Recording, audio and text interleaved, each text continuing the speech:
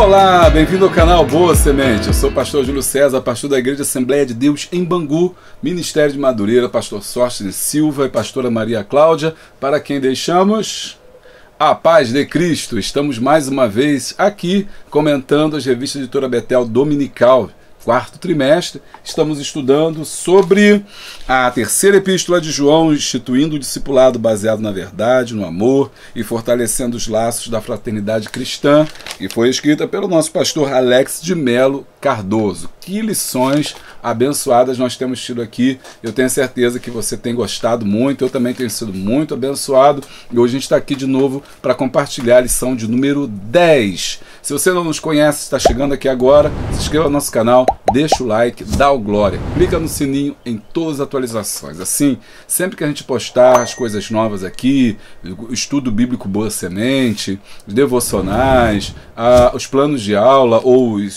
as pré-aulas aqui que a gente faz da classe de adultos, né, que é o que eu estou gravando aqui também da classe de jovens com a Poliana e o Rômulo, você vai ser então avisado. E depois compartilha esse vídeo aí com a sua igreja, com os seus alunos, com todo mundo, para que a gente possa ter aí um grande número de pessoas participantes da EBD e você possa me ajudar a levar aí a Boa Semente. Tem plano de aula gratuito que você adquire aqui embaixo através do telefone 96517-2154. A lição de hoje é uma lição muito abençoada. E se você está achando que vai ser mel, comenta aqui comigo. Você, pastor, acho que essa lição 10 vai ser um refrigériozinho, vai ser um melzinho. Ou não, eu acho que essa lição 10, né, vai quebrar tudo. O pastor vai vir com força aqui, vai realmente fazer aí comentários que vai chacoalhar a nossa vida, vai aí transformar a nossa história, porque a gente vai ser tocado realmente. Comenta aí qual é a tua expectativa para a aula aqui, a aula 10, tendo em vista que todas elas têm sido muito boas, mas o que a gente nos espera hoje na lição 10? É o que a gente vai ver hoje. Então, prepara aí o seu coração, pega a sua Bíblia, pega a sua revista da escola dominical, a minha tá aqui, ó, tá bem usadinha, mas tá valendo. E prepara o seu café, o seu tererê, o seu pererê, o seu chamate, sua água, aí o que você tiver, sua muca, se tiver aí em Angola, e o seu chazinho aí, ó, se você estiver em Londres me assistindo, enfim, onde você estiver, prepara aí a sua bebida, o seu açaí, acerola e granola, aonde você estiver, porque eu e você, logo depois da vinheta, temos um encontro na presença de Deus. Eu já vou pegar aqui meu café, já está aqui já, ó, já tá aqui com o meu café já, ok? Já está preparado e daqui a pouco eu vou estar tomando. Você vai lá, esquenta lá rapidinho o café, ou prepara o cafezinho, é rapidinho, só dá tempo de fazer isso. E vem para cá, porque eu e você vamos passar cerca de 35 a 45 minutos na presença do Eterno. Vai ser muito bom, vais gostar. Roda a vinheta!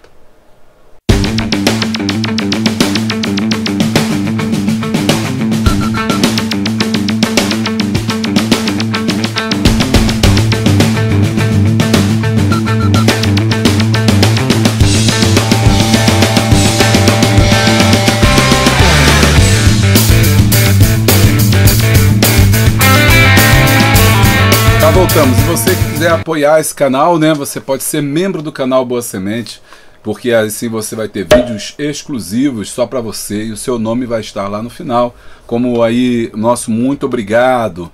Você vai entrar aqui embaixo no link e você vai se inscrever pelo canal aqui, dentro da plataforma do próprio YouTube. Vai ser bom ter você como um membro aqui do canal, para ter aí o conteúdo que a gente produz, que fica cada vez melhor, e graças a essas pessoas que nos apoiam, que nos ajudam, que faz com que a gente possa fazer um conteúdo de qualidade. E também você pode ser apoiador do canal. Seja apoiador do canal. Se você for apoiador do canal, eu tenho ali conteúdo exclusivo. Todo mundo aqui ganha plano de aula, todo mundo tem um grupo do Zap, como você sabe, onde cada vez chega mais gente, tem uma comunidade ali, onde postamos as videoaulas, postamos o plano de aula gratuito para todo mundo, postamos também questionário, tudo isso a equipe Boa Semente que faz, né? Slide, um monte de material que vai te ajudar, te dar subsídio para que você possa dar uma aula abençoada. Mas se você quiser mais e também quiser, além disso, nos ajudar, porque essa na verdade é uma forma de nos ajudar, você pode ser apoiador do canal. Nesse caso, tem um link aqui embaixo e você vai receber no seu e-mail um plano de aula exclusivo só para você que é apoiador do canal. Toda sexta-feira ali você vai receber o seu conteúdo ali exclusivo, mais aprofundado para professores de EBD e tal que querem dar a sua aula. Essa é a nossa forma de nos ajudar. Bom, e você também pode fazer um dos nossos cursos, né? Cursos online aqui que a gente tem do Centro de Estudos Boa Semente. Curso de capelania, curso de juiz de paz, curso de missões, curso de liderança e também os cursos teológicos também você pode fazer, tudo EAD. Vem para cá, faz os cursos com a gente. E também, se você quiser agora se especializar na parte de escola bíblica dominical, é os cursos pela Hotmart. E aí tem o curso de professores de EBD, superintendente de EBD, escatologia, são cursos em vídeo. Esses vão ser muito bons também para você. O link também está aqui embaixo. Eu espero vocês aí nos ajudando, também comprando nossos livros. Café com Deus, campeão de venda pela Amazon, os 7 princípios da liderança e os outros que não são meus, mas que a gente divulga, né, sendo aqui divulgadores da Amazon, né? E aí a gente você vai estar ajudando o canal, podendo nos ajudar. Vamos para a lição então de hoje. A nossa agenda, lembrando que esse domingo agora, dia 3, eu vou estar na AD Vila Nova. Alô, Vila Nova aí, pastor Daniel e a missionária Jarilda, vou estar aí de novo, vai ser missões agora, vamos trabalhar aí num congresso de missões, vai ser Power of God. Então você não perde aí que vai ser bênção, compartilha com todo mundo, pessoal de Campo Grande aqui, né, vai estar todo mundo lá e você não pode faltar. Lição 10. O verdadeiro discípulo glorifica a Deus. Texto áureo. E o que a si mesmo se exaltar será humilhado, o que a si mesmo se humilhar será exaltado. Mateus 23, 12. Verdade aplicada. O discípulo de Cristo deve ser exemplo para o rebanho de um viver coerente com os princípios bíblicos para a glória de Deus. Os objetivos são 3. Ensinar sobre o poder do discipulado. 2. Expor critérios para verdadeiros discípulos que exercem a liderança. E 3. Revelar erros do falso poder. Bom, nosso texto está em Mateus 23, versículos 6 a 12. E amam os primeiros lugares nas ceias e as primeiras cadeias na sinagoga, e as saudações nas praças e os serem chamados pelos homens Rabi, Rabi. Vós, porém, não querais ser chamados Rabi, porque um só é o vosso mestre, é saber, o Cristo, e todos vós sois irmãos. E a ninguém na terra chameis vosso Pai, porque um só Pai é o vosso Pai, o qual está nos céus. Nem vos chamais mestres, porque um só é o vosso mestre, que é Cristo. Porém, o maior dentre vós será o vosso servo. E o que a si mesmo se exaltar será humilhado, e o que a si mesmo se humilhar será exaltado. Hinos 112, 124 e 200. Vamos orar? Senhor nosso Deus, nosso Pai, mais uma vez estamos em Tua presença, te agradecendo por esta oportunidade que Tu nos dá de estarmos, ó Pai, cada vez mais diante de Ti, Senhor, para juntos podermos aprender a Tua palavra. Obrigado, Senhor. Quero te pedir que o Teu Espírito Santo nos oriente mais uma vez, nos guie, nos conduza, nos leve, Senhor, aos Teus rios e mananciais da Tua palavra, a fim de que mergulhemos, a fim de que entremos, a fim de que nos saciemos e a fim de que sejamos dominados, Senhor, por Ele, a ponto, Senhor, meu Deus, que não controlemos mais a nossa vida, mas o fluir do Teu Espírito, do Teu agir, possa estar através de nós, entre nós, sobre nós, de maneira, Senhor, incontrolável e de que venha transbordar, Senhor, e vidas sejam tocadas através da minha, através dos nossos ouvintes, dos internautas que aqui chegam, cada família, cada professor aqui, cada professora, cada superintendente, cada um daqueles membros, alunos que ouvem, que se unem toda semana, Senhor, em torno, ó Pai, dessa escola bíblica dominical, sejam atingidos, Senhor, de forma muito maravilhosa e amorosa, através da Tua graça, do Teu poder, do conhecimento da Tua palavra, Senhor, e que sejam, Senhor Deus, ó Pai, portadores, ó Pai, nos ajude, Pai querido, a cada vez mais, todos nós, nos parecermos mais com Jesus. Senhor, estas bênçãos, Senhor, nós te pedimos, para que as dificuldades, Senhor, que todos nós enfrentamos sejam lançadas por terra, de maneiras que possamos não olhar para as críticas e para as lutas, mas olharmos apenas para Ti, aquele que é o autor e consumador da nossa fé e que um dia virá nos buscar. Essa é a nossa esperança. Nós te pedimos isso, nós já te agradecemos, em nome de Jesus. Amém. Bom, meus irmãos, aqui a lição de hoje, sabe que vocês já viram que a gente mudou, né, o formato das lições. Eu vou, no primeiro momento, eu vou fazer essa introdução, como eu sempre faço, é o raio-x, a gente fala aqui sobre o texto, né, e dou aquele panorama geral, o pano de fundo, que é uma grande introdução. Depois a gente entra nos tópicos, e quando a gente entra nos tópicos, eu vou dando cada um desses tópicos, além de comentar e ler com vocês, porque eu sei que tem gente que gosta de ler comigo. Eu vou também explicar e depois eu vou dar dicas para cada tópico. Então, tópico 1, como semana passada e semana retrasada, eu sei que é seguidor aqui já sabe, eu dei dica de tópico 1, do tópico 2, e hoje eu vou falar de ilustração. Um tema muito interessante você trabalhar na sua EBD como ilustração. Eu vou dar algumas dicas de ilustrações que você pode usar nesses tópicos aqui que a gente vai trabalhar, que são a onipotência divina, o verdadeiro poder, o discípulo em crise. Para que não seja uma aula cansativa, a gente sempre brinca, diverte, e aí o tempo vai passando e quando você vê, já acabou. Nossos vídeos são longos, né? E é por isso que as aulas, ou então os trabalhos são longos, e por isso a gente tem que procurar fazer da forma mais vibrante possível. Bom, quero agradecer também a todos os comentários de carinho. Eu leio todos os comentários, eu respondo sempre que posso. Não dá para responder todos, são muitos comentários, mas eu procuro ler todos. Muito obrigado, é isso que nos motiva. Domingo agora estive na AD Alto Castro fazendo um seminário aí de professores de EBD. Aqui, veja um pouquinho como é que foi. As pessoas são abençoadas por essas vidas, que agora estão aqui para abençoar. Eu quero, Senhor, que cada oração que está sendo feita nesse momento seja direcionada aos teus filhos. Nós sabemos que eles têm as suas necessidades, têm as suas dificuldades, têm as suas lutas, têm as suas pelejas, têm as suas... Mas Deus abençoa. Ouve cada Senhor petição nesse lugar, para que cada um deles, Senhor, recebam refrigério, recebam força, recebam vigor, receba coroa, receba, Senhor, vestes novas, receba óleo, bálsamo do Espírito Santo, para refrigerar cada coração, para renovar as forças para 2024. Não será fácil, mas continuarás do nosso lado. Muito obrigado.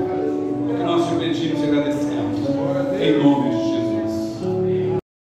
Então, espero que você aí que estava lá, muito obrigado, carinho, pela igreja que nos recebeu, pastor Alvani Duarte, né? Muito obrigado, e sua esposa também, o Tomás, Deus abençoe, você que estava lá também, muito obrigado pela acolhida, é muito bom saber que vocês têm ouvido aqui o nosso trabalho, têm nos assistido, nos seguido.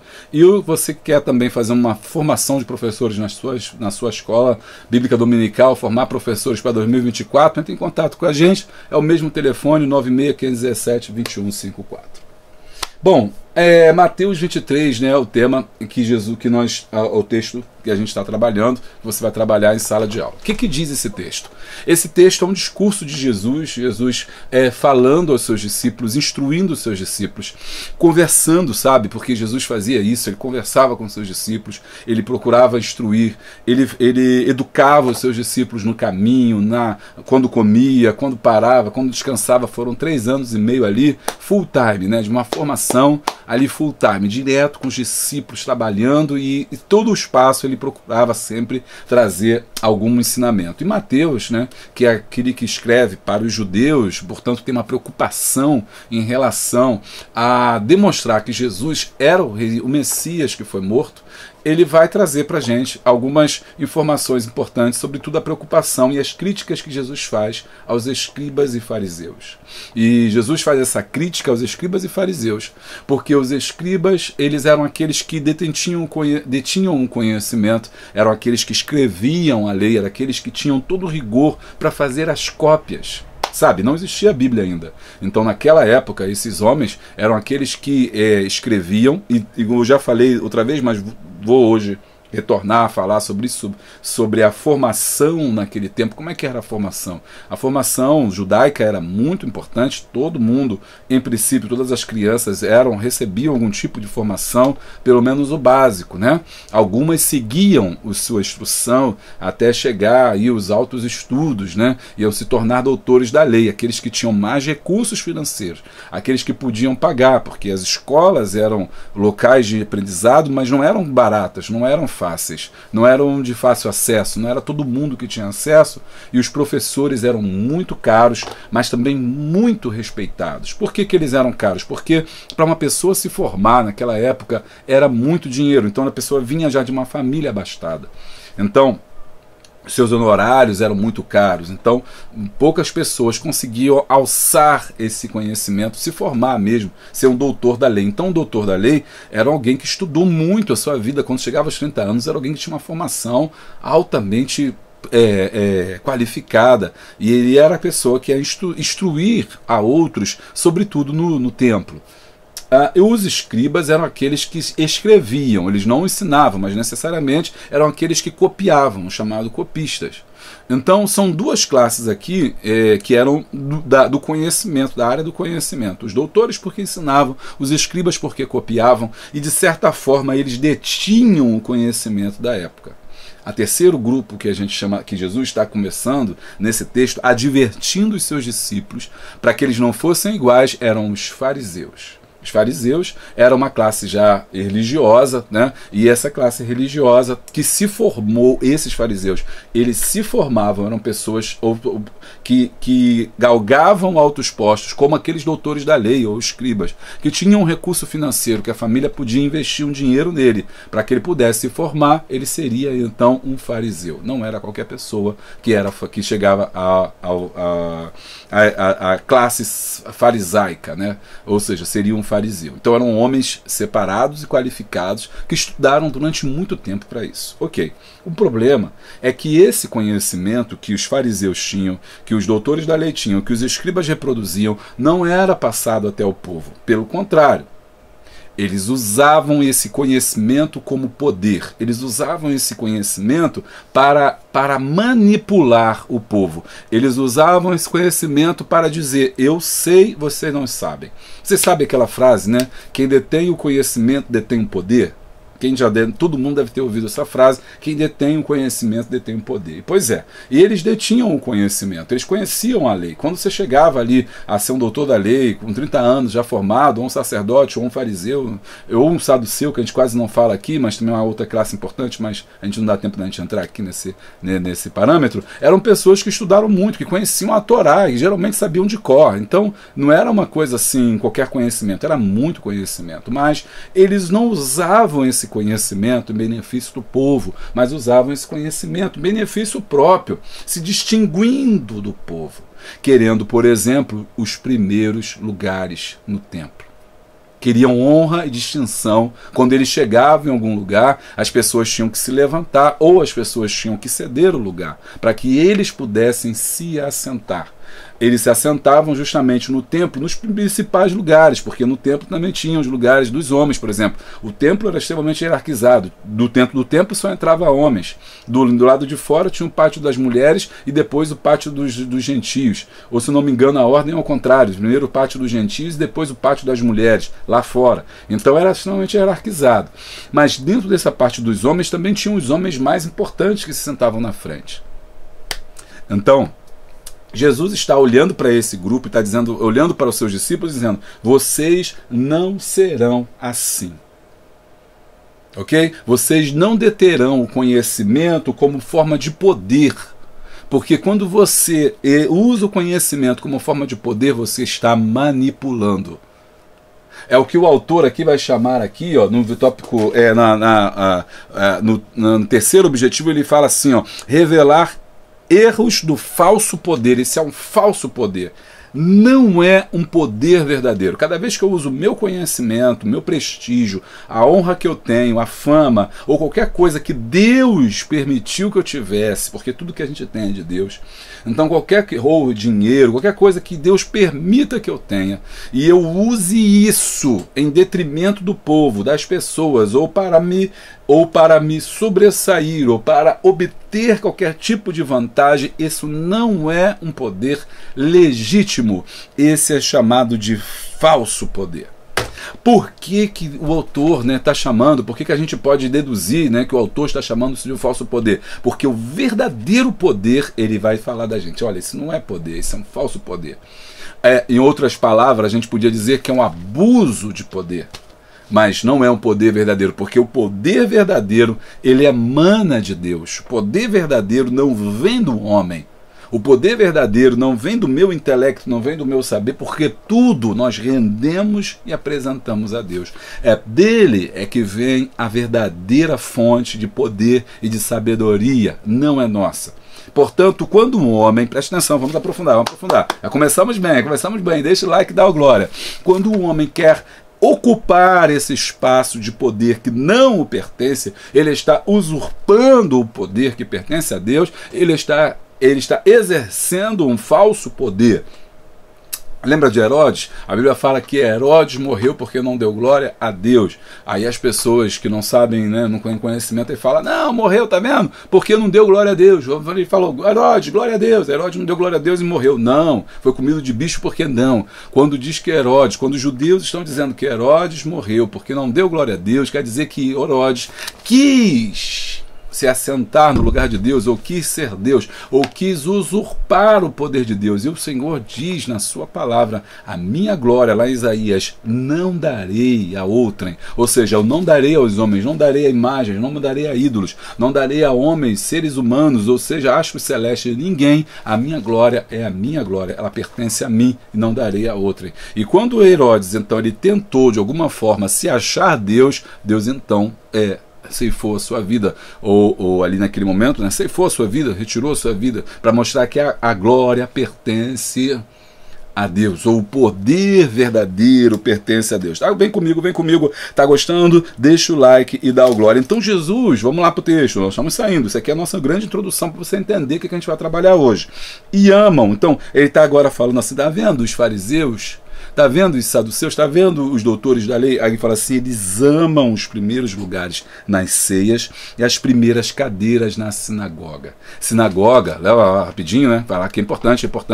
Existia o templo, era em Jerusalém, onde todo mundo adorava, e também existia a sinagoga. A sinagoga, ela nasce depois do do exílio, né, babilônico. Quando retorna, você vai ter ali algumas casas que vão ser casas onde vai se instruir e onde vai se ensinar a Torá. Então, a sinagoga era um local de ensino e o templo era um local de adoração. Então, existiam várias sinagogas espalhadas pela Judéia naquela época. Então, esses fariseus, eles estavam onde? Nas sinagogas, né? O templo você só ia quem morava em Jerusalém, sobretudo uma vez ao ano. Mas esses fariseus, esses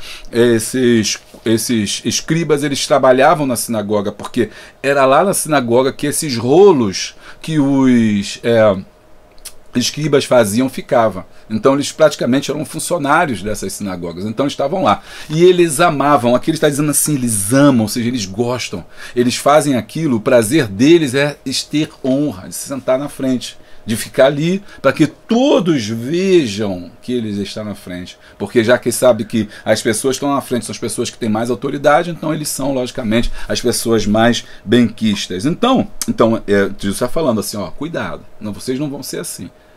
Tá? Vocês não vão querer estar aparecendo, chegar num culto, e vamos trazer para o dia de hoje, né? Chegar no culto, tem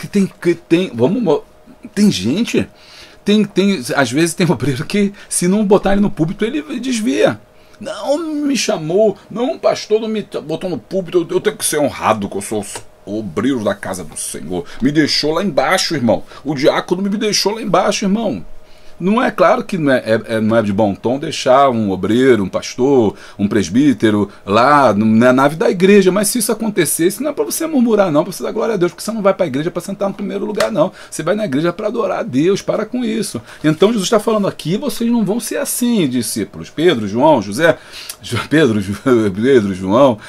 Mateus, vocês não vão dessa forma, vocês não vão ficar baixateados, nem vão querer brigar para sentar num lugar. Porque havia entre eles também uma certa disputa para ver quem vai ficar depois de Jesus aqui, quem que vai liderar. Existia isso. Bom, e ainda existe hoje. 3:7. E as saudações nas praças ao serem chamados pelos homens de Rabi. Existia um cumprimento entre eles longo, demorado. Entendeu? Que eles paravam, se abraçavam, se beijavam, faziam gestos, né? Faziam todo um gestual para todo mundo perceber que ali tinham rabinos se encontrando. Tinham mestres ali se encontrando. Gostavam dessas saudações que parava, levava 2, 3 minutos só para saudar, porque aí falava, orava, cantava, chorava, aí depois ia embora. Então, Jesus estava falando assim, foge dessas coisas que chamam a atenção. Já viu o pessoal da igreja? Às vezes é interessante, né? Assim, você está andando na rua e alguém te vê assim, ô profeta, ô vaso, ô homem de Deus, ô vaso de alabastro, né? O fogo de Jeová que desce sobre a terra. Todo mundo olhando assim, meu Deus, misericórdia. Você está na fila do ônibus, comenta aí, pessoa real. Comenta aí, você está na fila do ônibus, fila do banco. Aí de repente chega o irmão, ô terra, varão de fogo, Jeová da glória. Ah, meu Deus do céu. Deixa o like, dá o glória. Eu sou só a voz, irmão. Sou só a voz. Não faço nada, não escrevo nada. Vamos lá, ó. Então, eles gostavam disso, dessas saudações. Vós, porém, não quereis ser chamados de Rabi, porque só o vosso mestre a saber o Cristo. E ele é mestre, só eu sou mestre, e todos vós sois irmãos. Ou seja, mesmo que você... Jesus não estava falando contra o ensino, não estava falando que não tinha que ter mestre, ele não estava falando que você não tem que estudar, que você não tem que buscar, não tem que ser professor. O que ele está dizendo é que você não deve amar essas coisas e colocar elas em primeiro lugar, usar isso em detrimento do seu irmão. É isso que ele está querendo dizer. Agora vamos lá. E ninguém na terra chamai vosso pai, porque um só é o vosso pai, o qual está nos céus. Aqui, é claro que quando ele está, por isso que você entende que ele não está querendo dizer que você não pode chamar alguém de professor, de rabi. O que ele está querendo dizer é que você não deve amar esse título ou amar as posições. Da mesma forma é o pai aqui, não está falando de pai natural, está falando de pai no sentido de você julgar aquela pessoa como superior, ou que a vida dela é mais fundamental, ou que você se vê como pai das outras pessoas no sentido de mandar, de liderar, de fazer qualquer coisa. Não, vocês são todos iguais, porque o pai, aquele que está no céu. Nós somos irmãos. Então o mestre está nos céus, nós somos apenas discípulos de Jesus. A ideia de Jesus era que nós tivéssemos uma educação ou buscasse aprender um com os outros. O corpo de Cristo, porque a cabeça é um só, é Cristo, mas nós aprendemos um com os outros. O modelo de ensino de Jesus é esse modelo que eu aprendo com você e você aprende comigo. E a gente já está aprendendo junto e está buscando essa unidade, crescimento em Cristo Jesus. Não a ideia de que eu vou ser melhor que você porque eu ensino, porque eu sei. Porque quando eu faço isso, eu estou usando a educação ou conhecimento como um instrumento de manipulação. O Brasil é justamente um país onde essa educação ela é tão manipulada. Por isso que a educação é cara, por isso que a educação é difícil, por isso que os professores não são valorizados. Porque um pequeno grupo social, ele domina o conhecimento, ele domina o entendimento e manipula o restante da população, que não tem acesso à educação, que não tem acesso ao conhecimento, que não tem acesso a bons livros, que não tem acesso a cursos. Ok? No campo da igreja acontece a mesma coisa, porque a igreja é o reflexo da sociedade. O que a gente vai discutir hoje é que há um pequeno grupo também, que se diz mestre, professores, rabinos, líderes, que manipulam também, porque eles detêm o conhecimento, e ao deter o conhecimento, porque a maioria da população não tem acesso a livros, professores, seminários, né? Quantas pessoas podem fazer um bom seminário bíblico? Quantas pessoas podem fazer um bom curso de liderança?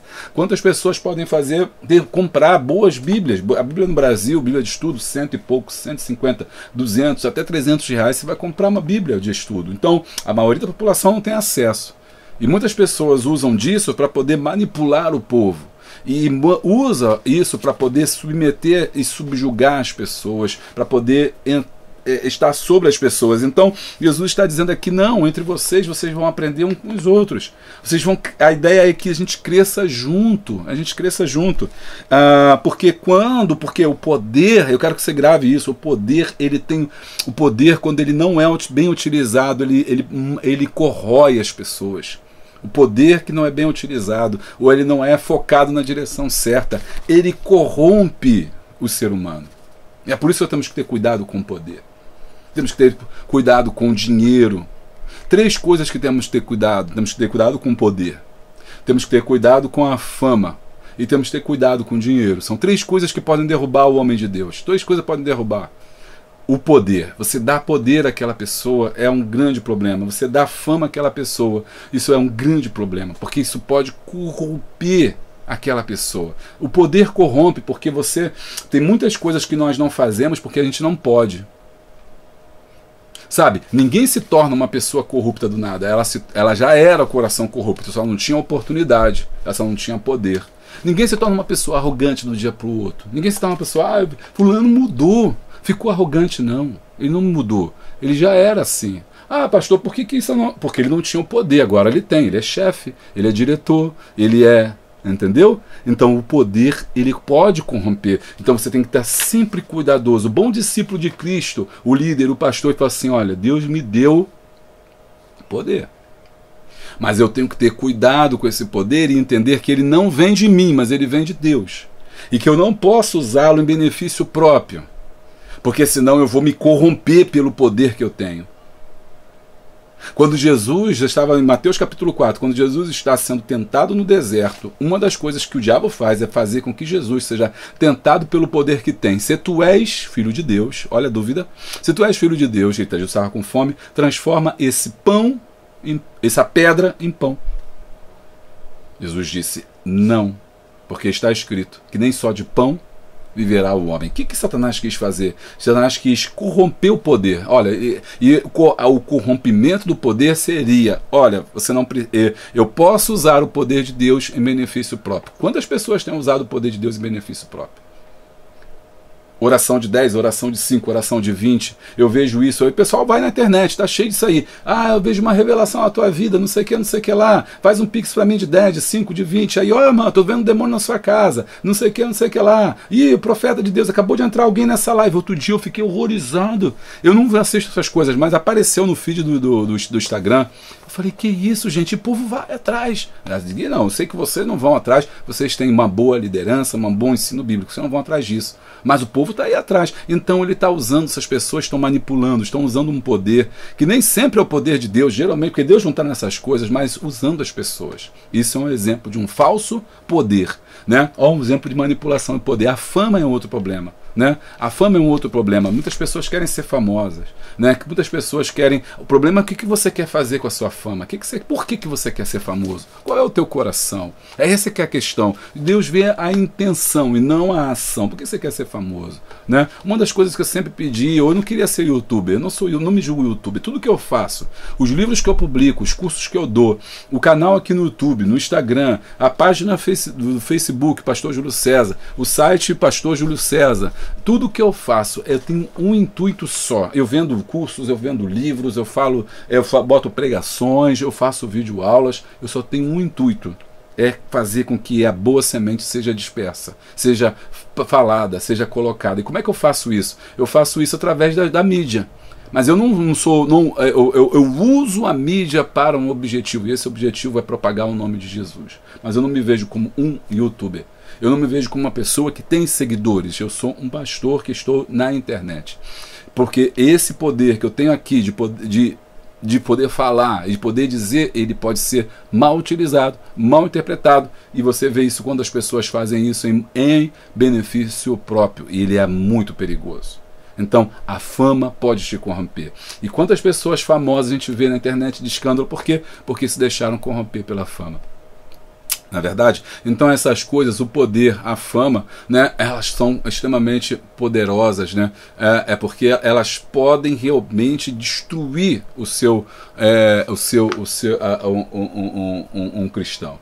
O poder, a fama e o dinheiro. Porque as três coisas não andam junto. Uma pessoa pode ter poder, pode não ter dinheiro, pode não ter poder, pode ter fama, não ter poder nem dinheiro. Mas o dinheiro também é um problema sério. Muitas pessoas não fazem o que fazem porque não têm dinheiro, porque se tivesse dinheiro faria. Então eu e você, como obreiros, temos que estar preocupados com isso, e é por isso que Jesus nos chama a atenção para que nós não queiramos ser assim, mas nós queiramos tratar um igual ao outro, não haja maior entre nós. Porém, aí Jesus 11, no versículo 11, Jesus arremata, porém o maior dentre vós seja o vosso servo. Então não tem essa briga para sentar na cadeira, não tem essa briga para meu nome seja falado, não tem essa briga para disputar alguma coisa, não. Eu quero que o meu irmão vença, eu quero que o meu irmão chegue, eu quero que ele prossiga. Porém, o maior dentre vós será o vosso servo. Jesus altera a lógica humana, altera a lógica do mundo. Esses homens estudavam para ficar mais inteligentes, para ficarem mais sábios e assim ficarem mais poderosos. Nós estudamos para ficarmos mais sábios, para ficarem mais inteligentes e aprendermos sobre o poder de Deus e ficarmos cada vez menor. O conhecimento que te leva para cima é o conhecimento demoníaco, o conhecimento que verdadeiro te leva para baixo. Isaías, ao se encontrar, ao ver a glória de Deus, ele caiu em si, ou seja, ele caiu em pranto, dentro dele mesmo, dizendo, eu sou o homem pecador. Isaías capítulo 6. Paulo, quando se encontra com o verdadeiro poder, ele cai em si. O filho pródigo, em Lucas capítulo 15, quando ele se afasta, depois que ele faz todo aquele transtorno e percurso, todo quebrado, destruído, a Bíblia diz que ele cai em si, e caindo em si, ou seja, quanto mais eu conheço a Deus, mais eu conheço a mim mesmo. E eu sei e quanto mais eu vejo a glória de Deus, mais eu vejo a minha pequenez, e quanto mais eu vejo o poder de Deus, mais eu vejo como eu sou pequeno. Isso faz com que eu me diminua cada vez mais, para que a glória de Cristo em mim cresça, para que o poder de Deus seja manifestado através de mim, e não o meu poder. Então, aqui no reino, essas coisas são diferentes, o menor será o maior. E o que a si mesmo se exaltar, será humilhado, e o que a si mesmo se humilhar será exaltado. Quando vai acontecer isso? E aqui é uma dica já, né, para o que, por exemplo, você pode usar, que é o tribunal de Cristo, né, o tribunal de Cristo. O tribunal de Cristo é um conceito desenvolvido por apóstolo Paulo, em que todos nós compareceremos diante de Jesus para poder recebermos aquilo que nós fizemos, os galardões das obras que nós fizemos em terra.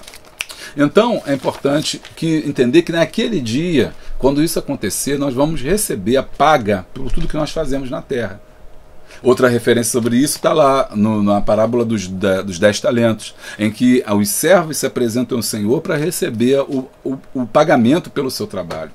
Então, quando ele diz que a quem a si mesmo se exaltar será humilhado, não vai ser agora nessa terra, mas é no futuro, quando tudo isso acabar e nós tivermos que prestar conta. Por isso que aquele dia será um dia de surpresa, porque muita gente que você pensa que vai sair dali, né? Fulano é muito bom, fulano é muito poderoso, fulano é um grande pregador, é uma grande pregadora, é um homem de Deus, vai sair de lá com um galardão pequenininho, ou às vezes nem vai chegar lá. E aquela pessoa que você não dá nada por ela, que você passa por ela, você acha que ela não tem nada de Deus, vai sair cheia de galardão. Aquele que se exalta será humilhado, e aquele que se humilha será exaltado. Isso apontando para o final de todas as coisas. Porque aqui nessa terra, quem se exalta é exaltado mesmo, quem se humilha é humilhado mesmo, né? Os últimos serão os primeiros, mas aqui na terra o homem não pensa assim, a lei do homem não é essa. Mas nós não estamos findados ou grudados na lei do homem, mas na lei daquele que é eterno. Na aula de hoje, nós vamos ver de onde emana o verdadeiro poder e como que eu e você precisamos entender e compreender isso, e que o verdadeiro discípulo glorifica a Deus. Vamos ver se a gente entendeu então. Então, olha como é que está o título. O verdadeiro discípulo glorifica a Deus. Lembra que eu falei? Como é que ele glorifica a Deus? Ele glorifica a Deus entendendo que o poder que ele exerce, seja ele qual for, não vê dele, seja fama, seja influência, seja dinheiro, seja poder, não vem dele, mas vem de Deus. Ou seja, você pega tudo que você recebeu e você entrega, ou você devolve para o eterno. Se você recebe aplauso, você louva a Deus. Se você recebe crítica, você louva a Deus. Se você recebe poder financeiro, você reparte com seus irmãos. Se você recebe influência, poder de falar e de alterar a sociedade, você vai usar isso em favor daqueles que não podem, que não têm, que não receberam. Porque é para isso que Deus nos deu. Amém? Tá gostando? Deixa o like e dá o glória. Vamos lá para o tópico de número 1. Introdução. Ser todo-poderoso é a natureza de Deus. A gente vai falar muito sobre poder, por isso que eu falei sobre isso na introdução. A chamada de onipotência ao homem resta conhecê-la e se submeter a ela. Não é errado um discipulador ter poder, desde que ele venha de Deus e sirva para a sua glória e para o seu propósito. Ou seja, o poder não é errado. Nem fama, nem dinheiro, nem riqueza, nem influência, nada disso é errado. O errado é quando você usa isso em benefício próprio ou não usa isso para glorificar a Deus. A onipotência divina.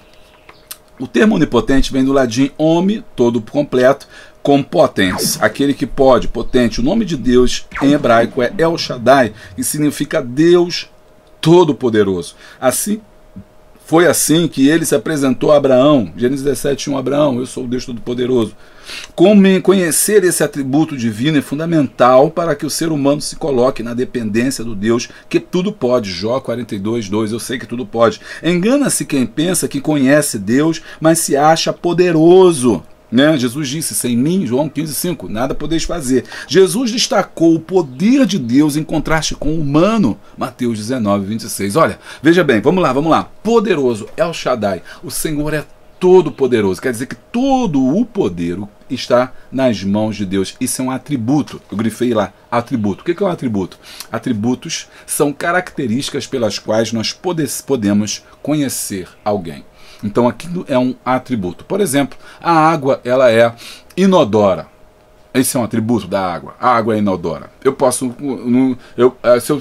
se eu pedir para você, descreva a água, uma característica da água. Ela é inodora, ela não tem cheiro, ela é insípida, ela não tem gosto. Esse é um atributo da água. Então eu conheço a água pelos atributos que ela tem. Atributo é algo que é uma forma de entendimento, uma qualidade do ser. Então, Deus tem os seus atributos. Nós não podemos conhecer a Deus. Ou seja, a nossa mente ela é tão pequena e tão falha e tão simplória que ela não pode entender e compreender a Deus. O que nós podemos entender são os seus atributos, são as suas qualidades. E através das qualidades eu entendo um pouco de quem é esse Deus, de como ele age, do que ele faz, do que ele gosta. Então, o atributo de Deus de ser todo-poderoso significa que ele é todo-poderoso, ou seja, ele age de forma que não existe nada nem ninguém que possa impedir o que ele quer fazer. Tudo que ele quer fazer, ele faz. E tudo que ele faz bem feito. E nós estamos conectados debaixo desse poder. Desse poder. Muito bem. E é isso que a gente vai estudar, a onipotência divina, essa característica de Deus, porque para entender como é que o homem quer tomar esse lugar de Deus. 1.1 designa destinos. Homens não são capazes de designar o destino das pessoas, ou seja, a gente não pode controlar as pessoas, a gente não tem como controlar o destino. O destino é algo que a gente não controla, está fora do nosso cuidado, está fora da nossa jurisdição. A gente não tem controle sobre isso, só Deus tem. E aí veja bem o que ele vai dizer. Só Deus tem esse poder e usa para a sua glória e propósito. Filipenses 2:3, ou seja, Deus usa... Vamos aprofundar um pouco. As coisas acontecem e Deus está no controle de todas as coisas. Em alguns momentos, Deus intervém de forma direta. As pessoas seguem o próprio curso da sua vida. Lembra que eu falei que a vida é feita de escolhas? As pessoas vão escolhendo o que elas querem fazer e elas vão, e Deus vai permitindo que isso aconteça. Mas existem situações que Deus mesmo intervém, não é que a pessoa queira ou não queira. Deus intervém, Deus bota um basta, Deus dá um ponto final, Deus altera uma situação. Isso são a quebra da narrativa natural, onde Deus intervém, porque Ele tem esse poder. Apesar dele deixar, vem comigo, apesar dele deixar que as pessoas sigam o seu próprio fluxo e a sua própria escolha e vivam como eles acharem que devem viver, existem situações esporádicas, pontuais, em que Deus, Ele próprio, age.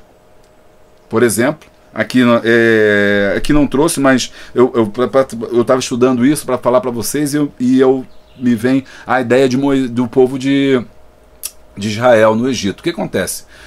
O faraó queria deixar, mas Deus interviu. A Bíblia diz que Deus interviu porque Deus endureceu o coração de Faraó, ou seja, Faraó por ele já tinha ido, mas Deus fez com que ele mudasse o seu coração, porque Deus estava ali intervindo de forma direta, e ele intervém de forma tão direta que ele acaba tendo que deixar que o povo vá embora, e ele faz isso porque o anjo da morte passa e ceifa as crianças, os primogênitos. Um exemplo claro de um confronto entre Deus e os deuses de Faraó, mostrando que Deus é o Deus verdadeiro, para que Israel pudesse crer nele. Deus intervém de novo direto quando ele abre o mar vermelho. Milagre são momentos em que Deus intervém de forma direta. E eu creio na intervenção divina. Quantas pessoas estavam para morrer e Deus operou o milagre? Ali houve uma intervenção divina.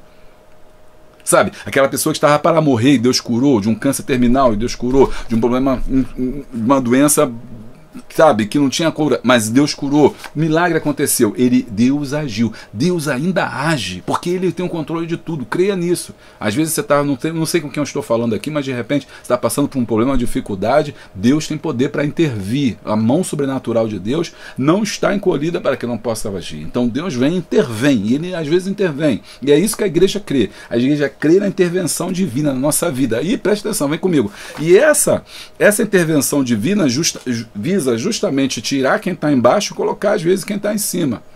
Ele faz essa mudança, ele altera isso, sabe? Quando você está ali, por exemplo, Davi Deus tirou de baixo e colocou em cima.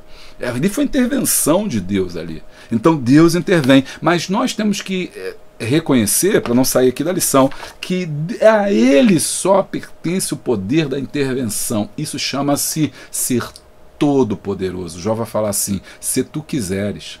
Quando os leprosos são curados, fala assim: tu podes. É o reconhecimento de que Deus pode fazer caso Ele queira. Ele tem poder.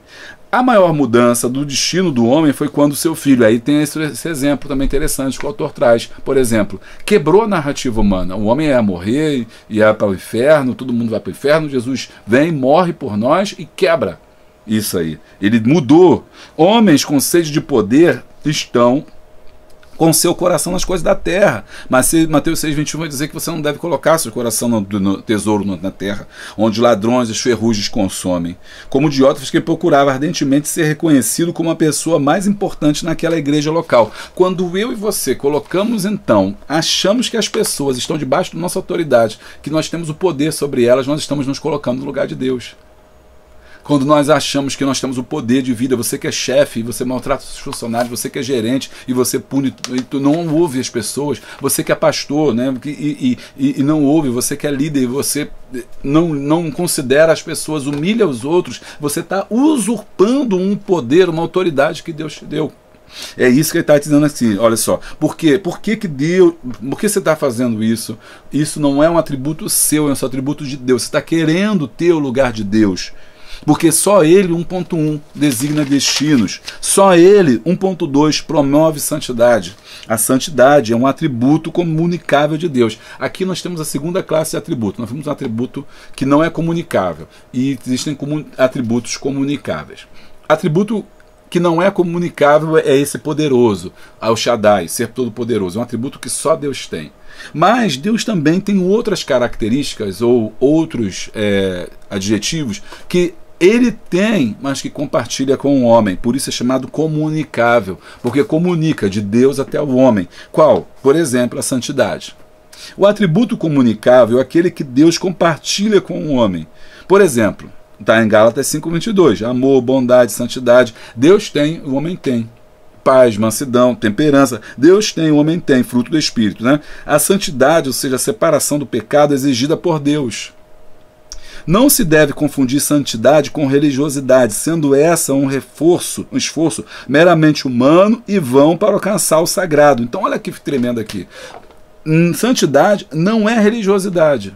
Quando eu estou promovendo a religiosidade, eu não estou sendo santo. O que é a religiosidade? Quando a gente se apega a características humanas, a culturais e regionais, no lugar da palavra de Deus, nós estamos sendo legalistas e nós estamos sendo religiosos. Então eu me apego a características culturais. Não, isso aqui a gente sempre fez assim, vai sempre morrer assim, isso é santidade pra gente. Isso não é santidade, isso é religiosidade. Não, aqui o culto, ele começa um exemplo. Vou dar um exemplo para você poder entender, né? Que senão fica muito vago. Aqui o culto é de 9 à meia-noite. Um exemplo, 9 à meia-noite. Toda vez vai ser 9 à meia-noite. Irmão, mas hoje não vai dar para fazer o culto 9 à meia-noite, vai chover, vamos fazer de 7 às 8? Não, não pode, porque tem que ser de 9 à meia-noite, que Deus quer que a gente... Deus quer que a gente faça culto de 9 à meia-noite? Não, porque sempre foi assim. Ó, observa, eu pego uma característica cultural que é da minha terra, que é da minha pátria, que é da minha região, e eu coloco isso como um motivo de santificação ou um motivo de diferenciação do mundo. Então, não, peraí. Santidade não é religiosidade. A religiosidade, ela é por fora. A santidade é por dentro. A religiosidade é apega em características culturais determinadas de uma população, de uma sociedade. A santidade, ela é para todo mundo. A santidade, ela é mesma na África, no Brasil, em Angola, nos Estados Unidos, em Moçambique, na Alemanha, na Inglaterra, na Itália, em todos os lugares. Ela é a mesma, porque é a santidade. Deus é santo, Ele está em todos os lugares e comunica isso aos homens. O problema é que às vezes a gente está... Quando a gente entra naquilo que a gente viu semana passada, desse ativismo religioso, de culto, de trabalho, a gente começa a ser muito religioso, mas não santificado. São coisas diferentes. Então, eu e você, como homens de Deus, temos que ter cuidado com a religiosidade. A religiosidade temos que ir num culto sempre por semana, naquele horário, naquele momento, jejuar 2, 3 vezes, temos que ser dizimistas. Uma série de regras que nós colocamos, como se essas regras pudessem nos dar salvação. Cuidado, quando você coloca as regras como motivo para o qual você ser salvo, você automaticamente anula o sacrifício de Cristo Jesus. Nós já somos santos. Você não faz isso para ser santo. Você já é santo. Você faz essas coisas, você pode até fazer essas coisas, mas por quê? Porque você já foi santo. Primeiro houve em você um processo de santificação. Vamos continuar. A santidade, ou seja, a separação do pecado exigida por Deus. Não se deve confundir santidade com religiosidade. Santificação, outra coisa. Santificação não é separação necessariamente do mundo, é separação do pecado. Comente aí, santificação não é separação do mundo, santificação é separação do pecado. Não sei porque virou jargão de pregador, seja lá o que for. Santificação é separação do mundo. Aonde está isso? Jesus nunca mandou que a gente se separasse do mundo. Jesus disse que nós estávamos no mundo. Nós temos que viver no mundo. Nós fomos enviados para salvar o mundo. Logo eu não tenho que me separar do mundo. Eu tenho que estar dentro do mundo. O que eu tenho que separar é do pecado. Se a tua religião, se aquilo que está servindo a Deus está te separando do outro, isso não é santificação, isso é religiosidade.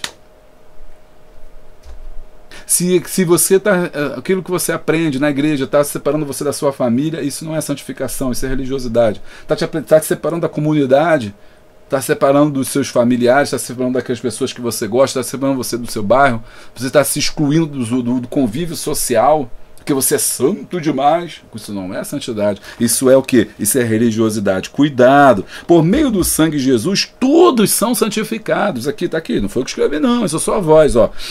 E devem se manter em santidade e não ser dominados pelo pecado. Por ser santo, Deus é a fonte de santidade. Apesar de ser um profeta do Senhor, Isaías só caiu quando viu a santidade. Ali se reconheceu que era o homem impuro e precisava ser tocado pela santidade divina em seu ministério. E Deus o tocou nos lábios. Então a santificação de Deus gera em nós o desejo de nos separarmos para Deus, mas não necessariamente separar para o mundo. Separar para Deus aqui é estar conectado com Deus, é estar buscando a Deus, é estar na presença do Senhor. É isso que é santificação.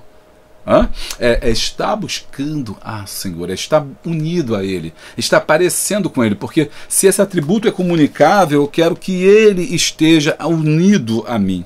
1.3, poder para exaltar. Exaltar no grego significa upso, que significa elevar às alturas, elevar ao extremo da opulência, da prosperidade, elevar a dignidade, a honra e a fidelidade.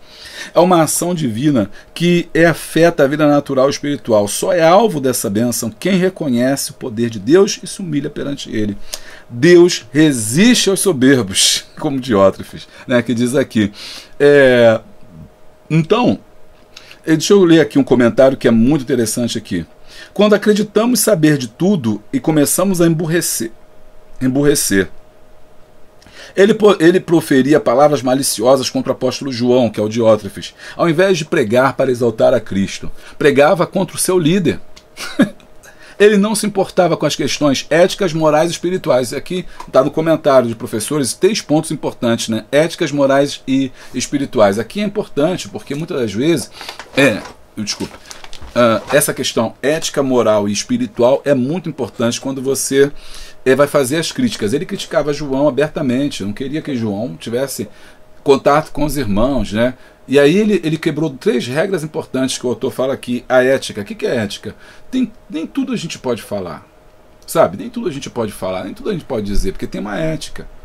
Eu tenho uma ética religiosa, mas, sabe, eu não posso falar de um outro pastor na frente de membros, eu não posso falar do meu líder na frente de um membro, eu não posso falar de uma pessoa na frente da outra, sabe? Isso é uma questão ética. O cargo onde eu me ponho, quanto mais poder você tiver, você vai... Deixa eu entender, vocês não querem ouvir o que eu quero dizer, olha só. Quando você tiver poder, você vai entender que o poder, poder sem controle, ele é um falso poder, ele precisa de controle. Todo mundo precisa de um controle. Você precisa também exercer esse poder com controle. E o que vai controlar esse poder é saber se isso é ético, se você pode fazer isso. Sabe, é ético eu humilhar uma pessoa na frente das outras? É ético eu expor alguém? Então nem tudo eu posso fazer. A criva da ética é muito importante. A crítica moral também é muito importante. Quer dizer, isso é certo? Eu posso fazer isso? Né? Eu posso me comportar dessa forma? Essa forma é moralmente aceita pelas aquelas pessoas? Se não é, meu poder, se eu fizer, eu vou estar extrapolando o meu poder. E espiritual, isso é amor, né? Isso é um amor, eu vou estar demonstrando meu amor aos meus irmãos através disso. Tudo isso são questões que eu e você temos que pensar. E no tópico 1, ele está falando desse poder de Deus, né? Esse Deus todo-poderoso, que muitas das vezes o ser humano quer usurpar o poder de Deus. Vamos aqui às dicas então, né? Bom, na introdução, inicie destacando a importância do poder quando alinhado com a vontade divina. O poder que eu recebo tem que estar alinhado com o que Deus quer para a minha vida e para as pessoas que me ouvem. Evitando interpretações erradas podem levar a uma falsa glorificação, a glorificação do eu. Olha só como é que ele é, olha só como é que ele faz. No tópico 1, você explica que é a onipotência divina, você deve explicar que todo o poder vem de Deus e que a verdadeira grandeza está em reconhecer a soberania divina. Quando acontece uma situação e é elogiado, você fala assim, não, irmão, isso é Deus na minha vida. Não, é Deus, muito obrigado, mas é o Senhor que tem feito isso. Incentive, a dica da aula do tópico 1 é incentive a reflexão sobre situações em que a onipotência de Deus é evidente, promovendo uma atmosfera de reverência. Lembra que eu falei, olha irmãos, aqui, por exemplo, libertação do povo de Israel, onipotência divina, a abertura do Mar Vermelho, onipotência divina, momentos nos quais Deus interveio. Procure que a sua aula seja um local onde você possa mostrar aos seus alunos que Deus tem o poder da história, tem o poder da vida, tem o poder da morte. Deus detém o poder sobre todas as coisas. Isso é muito maravilhoso. Na sua aula você tirar esse tempo para você discutir isso com os alunos, porque assim eles vão crescer e entender que o poder está nas mãos de Deus. E isso faz com que a gente às vezes descanse o nosso coração. Porque muitas das vezes nós vemos quem está à frente, nós vemos quem está acima, e eu vejo muito isso nos comentários, às vezes pessoas falando, né, chateados pela forma que... Porque isso faz o conhecimento. O conhecimento traz luz para a nossa vida. Sabe, Platão tem um chamado mito da caverna. O mito da caverna é um mito muito interessante que todos nós cristãos deveríamos conhecer. Conta da história de um homem que está dentro de uma caverna e dentro da caverna ele não enxerga nada. E lá fora ele só vê sombras, né? Só vê sombras e alguma coisa assim. E depois ele sai da caverna. E quando ele sai da caverna ele começa a enxergar. Isso aí me dito grosso modo, né? A gente pode entender. Ele está falando ali do conhecimento. Que você vem para a luz, você começa a ver as coisas. Foi mais ou menos o que Jesus disse. Né, que a luz não pode ser colocada embaixo da mesa, mas tem que ser colocada no alto, e que nós somos luz. O conhecimento é essa luz. Né? Então, quando aqui no canal a gente traz esse conhecimento, que as pessoas começam a pensar, meu Deus, eu nunca tinha pensado sobre isso, é mesmo. E aí você começa a olhar que quem deveria ensinar, ou quem deveria ser exemplo, não é. Aí começa a insatisfação, a crítica, a amargura, e aí você começa a criticar. E não é essa a intenção do canal, e não é assim que você deve agir, sabe? Por quê? Porque Deus tem todo o poder. Se a pessoa está lá, é porque Deus permitiu de alguma forma. Você tem duas escolhas, sempre tem escolhas. Você pode entender isso e tentar ajudar e fazer a sua parte, orar pelaquela pessoa e entender que ela está ali, mas o poder é de Deus, a casa é de Deus, a glória é de Deus, o professor é de Deus. Então, se Deus quiser, Deus tira. Lembra de Herodes que eu comecei a aula falando? Isso é uma forma. A segunda forma é você não se submeter e você, não quero mais ficar, eu vou mudar de classe, né? Vou sair para outro lugar. Deus respeita a sua opinião. Você pode fazer isso. Mas o que você não pode fazer é entrar na amargura, é entrar, achar que todas as igrejas são iguais, que aconteceu na tua igreja vai acontecer em outro lugar, que todos os pastores são iguais, que todos os líderes são iguais. Não é essa a vontade de Deus. Se transformar numa pessoa amargurada, enclausurada, entristecida, achar que Deus está errado. Não. São homens que estão errados, mas Deus não tem nada a ver com isso. O que você tem que fazer é ajudar e entender. Quando você entende que o poder é de Deus, você olha para essas pessoas e fala assim: está lá porque Deus quis. Está lá porque às vezes Deus está tratando com aquela pessoa. Vem comigo. Nem todo mundo que às vezes está em poder é porque ou conseguiu aquele poder, primeiro porque Deus permitiu. E outras pessoas são porque de alguma forma chegaram ali. A gente vai ver isso lá nessa lição, no tópico 3. Algumas pessoas conseguem alcançar esse poder, lutam tanto, querem tanto que alcançam esse poder. Mas esse não é o verdadeiro poder. O verdadeiro poder vem de Deus. O importante é você saber que a sua vida com Deus, da sua intimidade com Deus, da sua ligação com Deus, que isso ninguém tem poder para alterar. Porque a gente está aprendendo nesse tópico 1 que o poder pertence a Deus, ou seja, Ele é todo poderoso. O meu destino, o seu destino, a nossa vida está na mão de Deus. Descansa o teu coração. Não fique preocupado em criticar, em falar. E aí você tem que ter aquele crivo moral, ético e social, para você, espiritual, para você, antes de você criticar. Você vai falar, isso é ético. Você vai criticar em frente dos outros, isso é ético? Não, claro que não. Isso é moral, isso é certo, expor os outros? Às vezes a pessoa está lá porque não tem conhecimento, porque também não teve o ensino que você está tendo hoje.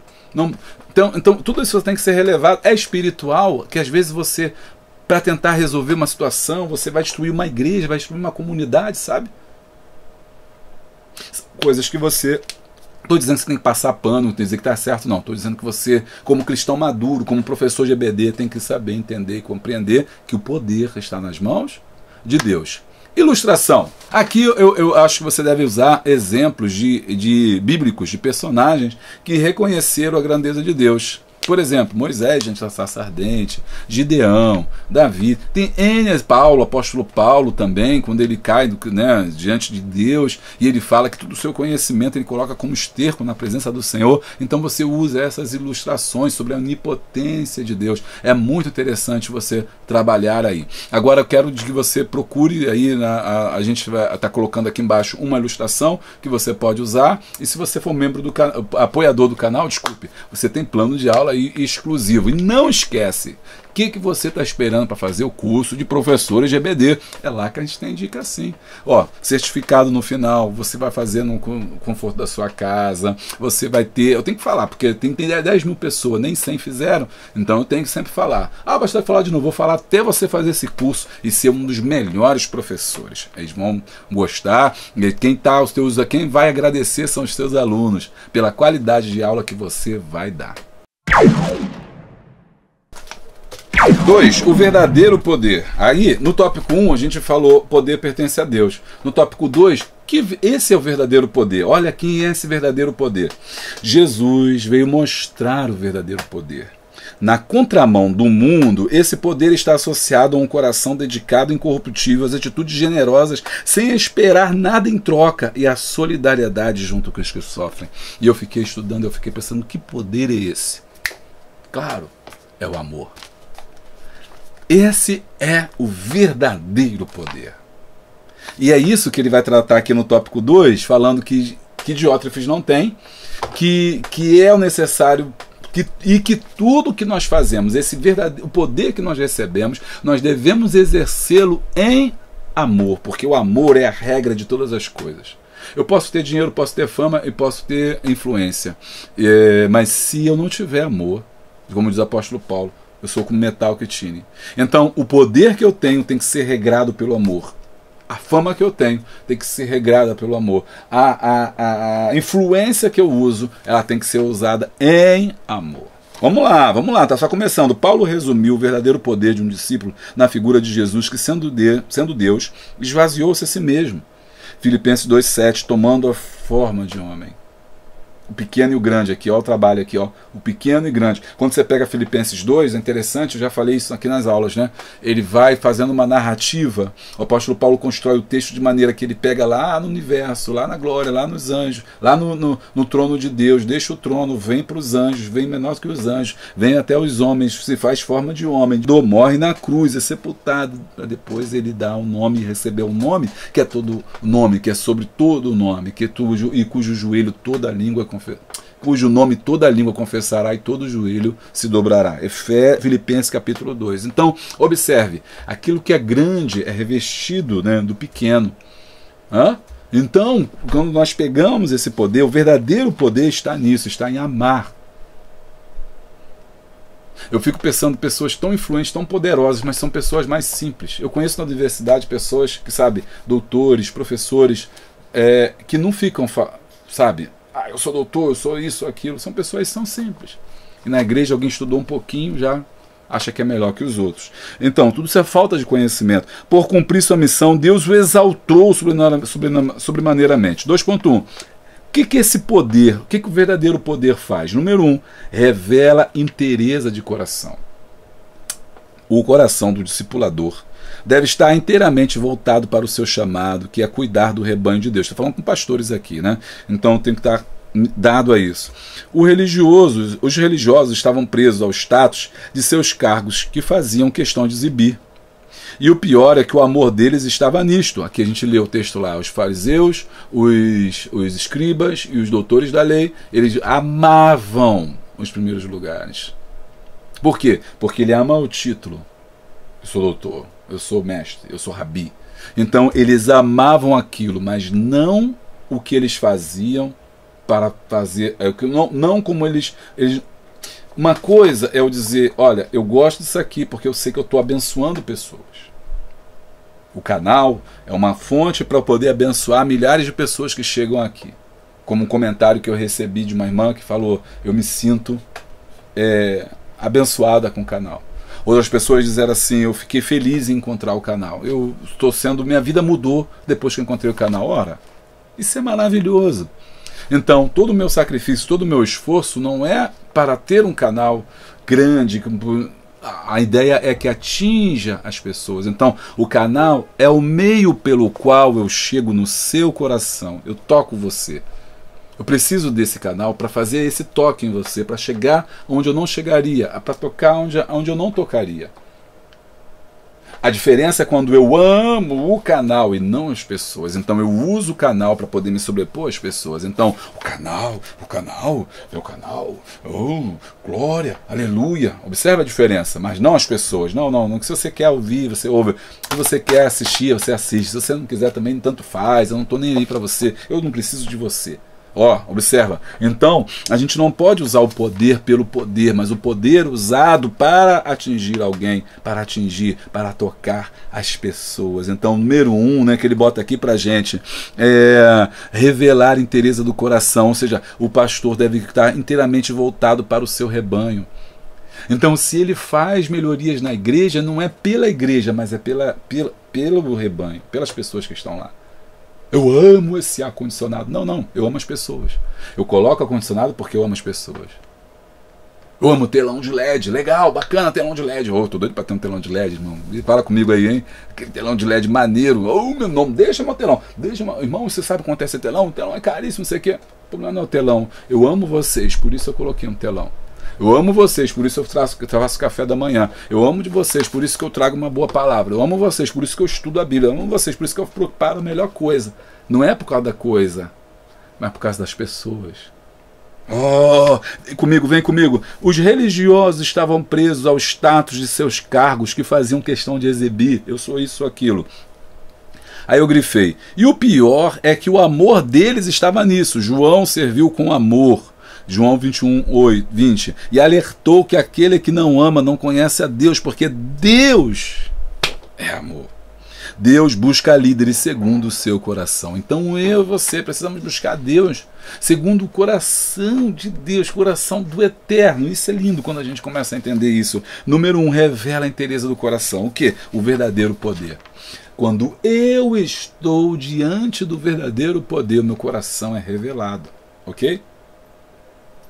É aquilo que eu falei no começo. Ora, você quer conhecer a pessoa, você lhe dá poder. Quando nós temos autoridade é que a gente começa a conhecer quem nós somos. Tem gente que quer ter autoridade para pisar em alguém, tem gente que quer autoridade para que as pessoas vejam que agora é diferente, que ele foi muito humilhado anteriormente, mas agora é ele que manda. Tem gente que quer autoridade para que as pessoas o sirvam, quando na verdade deveria querer autoridade para alcançar mais pessoas e para servir a Jesus, reconhecendo que o dono da autoridade é aquele que disse: é-me dado todo o poder nos céus e na terra. Tá gostando? Vem comigo, deixa o like, dá o glória. 2.2, esse poder é agente do bem. A bondade é a essência de Deus. Marcos 10:8, que Jesus encarnou. Os religiosos foram repreendidos por Jesus por desejarem ter os primeiros lugares, valorizando o status social do cargo. Eu sou isso, eu sou aquilo, né? Ocupavam, em vez de real compromisso que deveriam ter, que eram ser servos. A liderança de Cristo era constituída em fazer o bem, e esse deve ser o alvo dos seus discípulos.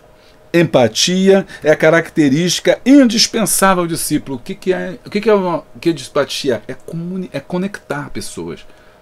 O verdadeiro líder, ele conecta, ele fala ao coração das pessoas. As pessoas se sentem contempladas pelo que ela fala, porque se identificam. E essa é a questão. Esses diótrefes da vida, eles não têm identificação com o rebanho, porque eles não são do rebanho. Eles não são pastores. Então, eles são salteadores, então eles não se identificam. Eles não sabem o que você passa, eles não sabem o que você sofre, não sabem de onde você vem, não sabem quanto você ganha, não sabe, não se identifica. Ele diz assim: não, essa aí é de Deus, quem for vai, quem quiser vai, quem não quiser não vai, quem quiser ser salvo vai, eu não estou nem aí, irmão, se dá teu jeito, se vira, e é contigo mesmo. Não me traga problema. Outro dia eu vi um líder falar assim: não me traga problema, eu não quero resolver problema.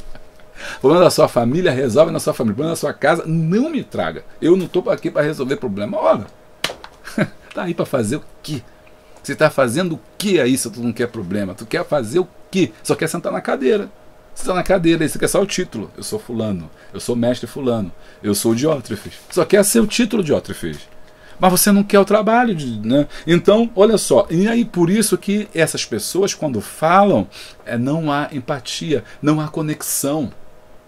Então você assiste a pessoa falando, você vê que é um metal, é um negócio assim, tu olha assim e fala assim, sabe, quando você olha uma pessoa falando, ensinando, e você vê que tem alguma coisa que não está batendo, porque você vê que aquilo que ele está falando não é real, porque ele não conectou com você, e não conectou porque o espírito não está conectado, e porque ele não tem empatia. Jesus fazia milagre porque ele tinha empatia. A Bíblia diz: Jesus, e vendo Jesus a multidão, moveu-se de íntima compaixão, e então ele curava. Por que ele curava? Porque ele tinha empatia. Por que semana passada a gente estudou? Por que havia milagre, maravilha? Porque o coração dos discípulos era um. Havia entre eles comunhão, e por ter comunhão, por ter ensino, partir do pão e oração, estavam todos unidos, portanto o Espírito então movimentava e agia. Hoje a gente quer o Espírito, mas não quer a comunhão, logo o Espírito não pode agir. Então nós temos que ter empatia, então nós temos que ter, entender que eu e você, donos desse poder, ó, uma vez usufruindo desse poder, somos agentes do bem. Você é um agente do bem, você é alguém que tem que colaborar, ser um agente do bem. Esses homens lá, religiosos, eles só desejavam os primeiros lugares, mas não queriam a responsabilidade dos primeiros lugares. O poder, ele traz grandes responsabilidades. Tem um filme de Hollywood que fala sobre isso, né? Grande poder, grande autoridade. Não vou falar porque se falar o nome aqui, o crente até desvia. Esse crente idiota, chato. Falar o nome aqui já viu. Bom, não vou nem falar o nome, mas você que é antenado, que estuda, já sabe, né? Grande poder vem junto com grande responsabilidade, né? Então, é importante você... E é assim, então quanto mais a gente recebe poder, mais responsabilidade a gente tem. Com quem? Com os pequenos. Jesus disse: a quem mais foi dado, mas será cobrado. Daí então eu tenho que ter cuidado com aquilo que eu recebo. Por isso Jesus falou assim: então não fica pedindo para ser mestre, porque quanto mais você souber, maior será a tua responsabilidade. Não fica pedindo para ser doutor, para ser rabi, para ser não sei o quê. Não queira ter os primeiros lugares, porque Deus vai cobrar com mais rigor desses que estão nos primeiros lugares. E é por isso que eu falei no final do tópico 1, né? Não fique preocupado, amargurado, chateado. Deus vai cobrar, nada faça por despercebido. A fatura chega. Comenta aí comigo, a fatura vai chegar. Comenta aí, a fatura vai chegar. Descansa teu coração. Então, naquele dia, todos nós receberemos a paga por aquilo que nós fazemos. Então, descansa teu coração. O que a gente tem que fazer, então, é entender que eu sou um agente do bem. Eles queriam o ônus, o bônus, mas não queriam um ônus. Queriam o cargo, mas não queriam o trabalho. Esse é um falso poder. Não é o poder que vem de Deus. É o poder humano, terreno, diabólico, né? Porque não tem empatia. Colocar-se no lugar do outro revela o autêntico servo que age com amor, sabe? Eu me preocupo com você, como você está, como você tem andado, tem vindo, tem orado comigo, vamos orar junto, vamos seguir junto, vamos caminhar juntos, vamos trabalhar junto. Eu tô passando, eu sei que você está passando, eu sei que é luta, eu sei que é difícil, eu sei que você passa por uma dor, sabe? É sentir a dor do outro. A gente não está preocupado com a dor do próximo, a gente está preocupado com a nossa própria dor, e esse é o problema, cada um está pensando em si. O ambiente religioso passa a ser um local de disputa entre todo mundo, luta com todo mundo, e aí a gente, cada um pensa, e aqueles que são mais fortes ficam, aqueles que não foram mais fracos não. Jesus designou 70 discípulos para esse tipo de missão. Mas esse bem não deve ser motivo de exibicionismo, ou seja, eu quero estar sentado na cadeira lá, né? Senhor, naquele dia eu quero, que a mulher pediu ao Senhor, naquele dia eu quero sentar na cadeira. Quem vai ficar do teu lado? Não. Aquele dia não tem nada disso. A gente tem que estar conectado realmente com Deus através da empatia. Aqui tem um exemplo muito claro, mas está em Lucas, né, quando Jesus fala sobre os religiosos que vão ao templo e no caminho encontram um homem moribundo. Passa o sacerdote, mas o sacerdote estava atrasado, devia estar atrasado por serviço do culto, passou embora, passou o levita, e não posso tocar, deixou ele embora. E passou um samaritano. O samaritano olhou. Esse é o primeiro fato, né? Para se comunicar com alguém, você tem que precisar olhar a pessoa. Tem muita gente que olha, mas não vê, né? Uma coisa é você, e outra coisa é você se sentir tocado por aquilo, sabe? Ele viu o homem, olhou, ele viu o homem caído, quase morto. Não se importou com o fato de ele estar quase morto. Levou aquele homem, cuidou daquele homem. Ele colocou no estalagem e disse: eu pago tudo o que for preciso. E se vai voltar alguma coisa, quando na volta eu pago mais. Jesus perguntou assim: qual desses homens é o seu próximo? Essa pergunta foi uma bomba na cabeça dos discípulos, porque os fariseus, os samaritanos, eles não eram vistos, não eram lembrados, não gostavam deles. O judeu odiava samaritano, e de repente, na história que Jesus conta, o sacerdote, alta elite, não quis nada, os levitas não quiseram nada, e quem foi que fez o bem foi justamente aqueles. Os homens que estavam ouvindo falaram assim: Senhor, foi o samaritano, então vai e faz o mesmo. No mundo de ódio que nós estamos vivendo, no mundo de tanta destruição, no mundo onde a igreja, ela é muitas das vezes o palco da guerra, ela é aquela que fala: vamos guerrear, vamos matar, vamos destruir. Deus está do nosso lado e nós vamos dizimar os nossos inimigos e adversários, cairão aos nossos pés. E a gente se levanta contra todos que são diferentes, a gente se levanta contra todos que são pequenos, ou todos aqueles que não são iguais a nós destruímos.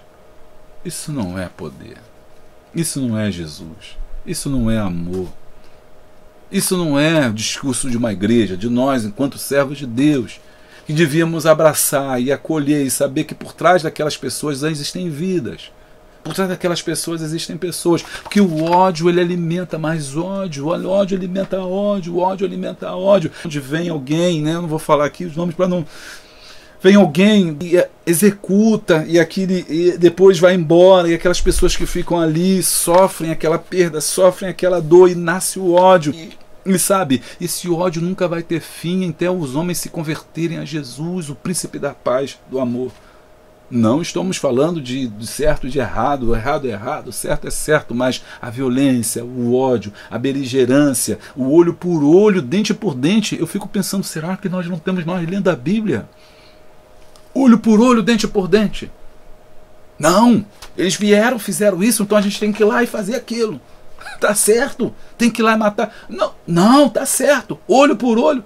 Mas Jesus não disse que nós não temos que fazer o olho por olho e o dente por dente. Vós, porém, não fazeis assim. Amai-vos uns aos outros, porque esse é o verdadeiro poder. Só existe uma forma de nós pararmos o círculo do ódio. Só existe uma forma de eu e você quebrarmos o círculo do ódio. Sabe, fulano me fez mal, e eu também vou fazer mal a ele. Fulano falou de mim, eu também vou falar mal dele. Fulano me fez isso, então ciclano me abandonou, e eu vou abandonar ciclana. Me fez, eu vou fazer alguém. Esse ciclo do ódio está rodando, mas eu só tenho uma forma de você parar. Se fulano me fez, mas eu poderia fazer. Mas eu não vou fazer.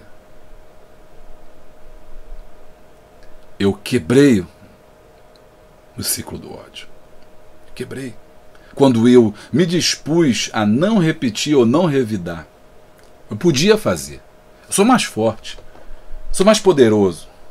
Afinal de contas eu sou. Mas eu não fiz. Sabe? Você está entendendo? Você só vai ouvir isso aqui nesse canal. Você não vai ouvir em lugar nenhum. Pode rodar a internet toda, mas você só vai ouvir aqui. 3. É solidário. O termo solidário vem do latim sólido, que significa firme, inteiro. Sólido está relacionado a salvo em boa qualidade. O Gaio, o espírito da igreja primitiva era solidário. Não preciso nem falar, né? A gente está falando tanto aqui, né, irmãos? Gaio estava sobre ele, o espírito solidário. O verdadeiro discípulo é generoso. Não age como os fariseus que faziam para serem vistos pelos homens nas primeiras fileiras, mas em ser reconhecidos por servir solidariamente. Serve, distribui, compartilha. O mau discípulo é egoísta, só que é para ele, como Diótrefes, e é um problema para a igreja. Aqui é interessante, alguém comentou assim comigo, né? Quem consagrou Diótrefes? Comentou lá no canal, eu leio, tá vendo? Eu leio tudo. Quem consagrou Diótrefes? Alguém perguntou assim, né? Se foi você, comenta aí. Quem consagrou Diótrefes? É que realmente, né? A gente está metendo o pau no Diótrefes aqui, e agora como é que ele chegou lá? Aí eu expliquei lá, eu respondi que naquela época não era como agora, mas com certeza a liderança deve ter consagrado, com certeza. É bem provável que tenha sido o João ou o próprio Diótrefes, alguém que estava ali que deu a Diótrefes a possibilidade dele ter a primazia, dele poder liderar. Mas, assim, eu fiquei refletindo, hoje não é diferente, porque por mais que você tente não consagrar essas pessoas ou dar cargo a trazer essas pessoas, né? Elas sempre conseguem. Sabe por quê? Elas ficam quietinhas, elas fingem que nada, ou som, sabe? Escuta aqui, não pode, tem que amar o seu irmão. Não, tem que amar seu irmão. Não pode fazer, não pode. Você tem que amar, tem que compartilhar, você tem que ser de Deus, você tem que ser exemplo. Glória, aleluia, santo de Deus. Mas depois que é consagrado, muda. Na verdade, a gente aprendeu lá na introdução, né? Não é que muda depois que consagrou, é porque o coração dele sempre foi assim. Aí você fala assim, mas não pode ser assim. Ora, Jesus mesmo mostrou que no campo vai ter o joio e o trigo. É mistério que isso aconteça. Ou seja, tem bons e bons, tem bons professores, tem bons superintendentes, maus superintendentes, tem bons pastores, maus pastores. Tá aí. Por que Deus permite isso? Para que eu e você exerça o amor. Vamos à dica do tópico 2? Bom, você pode abordar sobre o poder disciplinado, uma característica verdadeira do verdadeiro discipulado, né? O poder disciplinado, ou seja, você tem que exercer o seu poder, mas com controle. E o controle quem faz é o amor. O crivo do amor vai dizer se eu posso fazer ou se eu não posso fazer, se eu posso falar ou se eu não posso falar. Incentive a partilha de experiências, né? Peça que eles que compartilhem experiências deles de momentos de disciplina espiritual, sabe? Que é muito importante. A gente não tem tempo de falar sobre isso, mas é muito importante. E na ilustração, use a analogia de um atleta que se disciplina para alcançar seus objetivos, relacionando com a jornada espiritual. Ou seja, fala lá, por exemplo, o atleta. Vamos dar um exemplo, né? Ilustração. O atleta, para ele chegar onde ele chegou, ele tem que ter muito poder, mas também muita disciplina. Treino, preparação, alimentação, horas de sono, disciplina. Então, nós também, se queremos ser bons discipuladores, temos que ter disciplina em relação ao poder que a gente exerce. O apóstolo Paulo vai falar também sobre isso, dando já mais uma segunda dica, que ele fala sobre o soldado de Cristo. Nós estamos militando uma boa guerra, não é de bomba, de guerra, de matar um ao outro, mas a guerra do amor, a guerra da paz, o bom combate. O bom combate é o combate de Jesus. Agora, o soldado, aquele que se prepara para se alista na batalha, tem que ter disciplina. Então, quando a gente não exerce as coisas em disciplina, que é regrada pelo amor, a gente tem um poder, um falso poder, um abuso de autoridade. Vamos para o tópico 3, que tem muita coisa boa. Mas antes, você que já fez os cursos, quer estudar EAD, faz seminário, quer seminário alto, médio, avançado, vem para cá. Centro de Estudos Boa Semente. Cursos de Bíblia, cursos de liderança, cursos de capelania. Tem tanto curso, tudo baratinho. Vai gostar, recebe o certificado no final. Você estuda na sua casa, totalmente online. Centro de Estudos Boa Semente, o link está aqui embaixo. Vamos para o tópico 3. Bora. 3. Discípulos em crise. Maus discípulos que têm sede de poder são pessoas com crise, que buscam impor sua autoridade. Eu falei isso lá atrás, falando para você, a pessoa insegura. E por ser inseguro, ele acaba tentando se impor, e a forma dele se impor não é pelo conhecimento que tem, não é pela sabedoria que tem, mas é pela força, violência. Como Diótrefes, a ausência de submissão faz com que esse mau discípulo desrespeite sua liderança, não entregando as cartas escritas por João à igreja local e se recusando a recebê-lo. Então João escrevia as cartas, mas nunca chegava. Olha como é que ele estava prejudicando a igreja local. Se a gente vê quantas cartas boas de João que a gente tem, que a gente talvez não tenha hoje, porque Diótrefes não deixou que isso fosse entregue. Quem sabe ele jogou fora, quem sabe ele queimou. Quanto conhecimento de Deus que João tinha para a igreja lá e também para nós hoje. Mas Diótrefes fez isso. Por quê? Porque ele era uma pessoa em crise. Era uma pessoa... É aí por isso que eu estou falando, você deve olhar essas pessoas com amor, nesse sentido de entender como que elas são pequenas. Porque só uma pessoa pequena tenta diminuir os outros. Comente. Somente pessoas pequenas tentam diminuir os outros. E somente pessoas apagadas tentam apagar a luz dos outros. Você não precisa disso. E Diótrefes, como você é uma pessoa em crise, de não se aceitar, de não se entender, de não se compreender, de se achar uma coisa que ele não era. E nasce dessa crise de você achar, não, eu sou muito bom para estar nesse cargo, eu sou muito bom para... Eu não posso. E fulano, não, fulano está lá, como? Pode. Não, eu sou melhor. Não se conhece. E aí, por isso, ele começa a querer julgar as pessoas e estar no lugar das pessoas. E aí, o que ele faz? No tópico 3, ele vai trabalhar.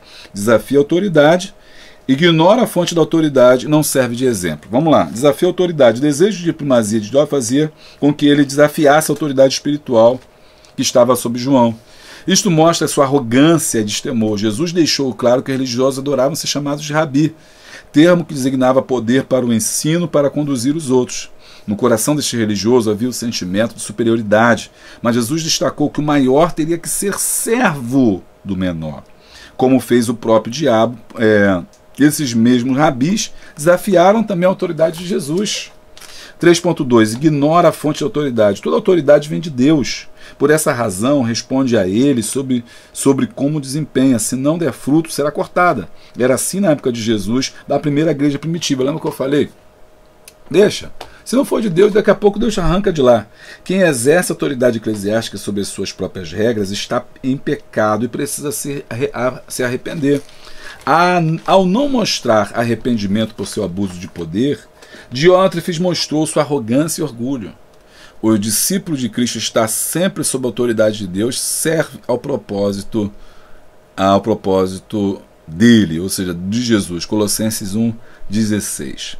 3.3. Não serve de exemplo. O discípulo cujas atitudes e palavras não inspiram o rebanho de Deus não serve de exemplo, é um mau exemplo. Né? Então por isso que é importante você observar o que ele está fazendo. Se ele está falando uma coisa e fazendo outra, não pode ser exemplo.